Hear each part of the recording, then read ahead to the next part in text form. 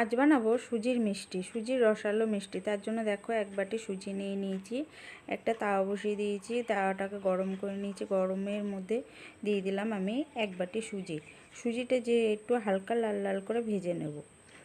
দেখো বেশি ভাজবো না, কিন্তু কড়া করেও ভাজবো না, একটু হালতোভাবে ভেজে নেবো, একটু যাতে সুজি যে একটা কাঁচা ভাব গন্ধ আছে সেটাকে আমি একটুখানি ভেজে নেব।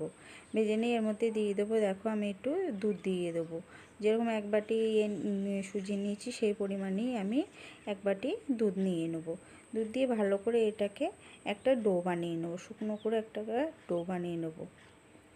এটা কিন্তু দুধটাকে আমি পুরো শুকিয়ে নেবো।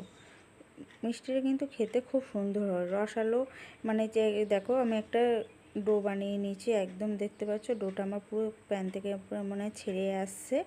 এটাকে আমি একটা পাত্রের মধ্যে এবার তুলে নেব। তুলে আমি এবার একটু ঠান্ডা করে নিয়েছি, দেখো এবার ঠান্ডা করে নিয়েছি। এর মধ্যে দেখো টেস্টটার জন্য আমি একটু মিশিয়ে দেবো গুঁড়ো দুধ। গুঁড়ো দুধটা দিলে না টেস্টটা খুব সুন্দর হয়।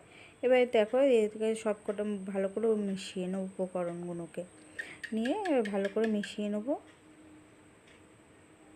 এবার মিশিয়ে নিচ্ছি, মিশিয়ে নিয়ে এবার দেখো ভালো করে মেশানো হয়ে গেছে। এর মধ্যে আমি ছোট ছোট করে একটা লেচি কেটে নেব। লেচি কেটে একটা শেপ দিয়ে নেব, যে যেরকম পারো শেপ দিতে সেরকমভাবে শেপ দিয়ে নেবে। আমি একটুখানি একটু লম্বা লম্বা করে একটা শেপ দিয়ে নিয়েছি এরমভাবে। দেখো সবকটা মিষ্টি আমার তৈরি হয়ে গেছে। সুজির যে মিষ্টিগুলো করেছিলাম সেগুলো আমার তৈরি হয়ে গেছে। এই দেখো একটা কড়াইতে তেল বসিয়ে দিয়েছি, তেলটাও আমার গরম হয়ে গেছে। খুব বেশি গরম করো না, হালকা একটু গরম করে নেবো। এবার যে মিষ্টিগুলো তৈরি করেছিলাম সেগুলো আমি একে একে এবার ছেড়ে দেবো। দেখো এগুলোকে সব ছেড়ে দিয়ে একটু ভালো করে লাল লাল করে এগুলোকে আমি ভেজে নেবো। ভেজে নিয়েছি। আর একটা বাটিতে আমি না এক পাশে শিরা বসিয়ে দিয়েছি, চিনির শিরা। এগুলোকে না ভেজে নিয়ে আমি চিনির শিরাতে দেবো। চিনির শিরাটা আমি এক পাশে বসিয়ে দিয়েছি, সেটাও আমার খানিকটা হয়ে এসছে। আর এগুলোকে না হালকা লাল লাল করে একটু ভেজে নেবো। দেখো আমার ভাজাও হয়ে গেছে।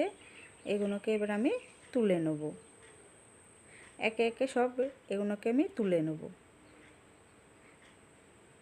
সব এগুলোকে দেখো যতটা পারি তেলটা মানে ছেঁকে তুলে নেওয়ার চেষ্টা করব।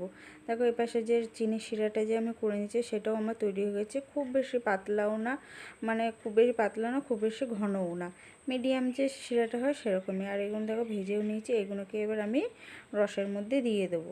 ভাজাগুলো কিন্তু দেখতে পাচ্ছ খুব সুন্দর কিন্তু ভাজা হয়েছে। একদম পরিমাণটা যদি ঠিকঠাক থাকে না, ভাজাটাও কিন্তু খুব সুন্দর হয়, খেতেও খুব সুন্দর টেস্ট হয়। এইকে এবার কিছুক্ষণের জন্য আমি ভিজিয়ে রেখে দেব। দেখো ভাজা ভিজিয়ে নেওয়ার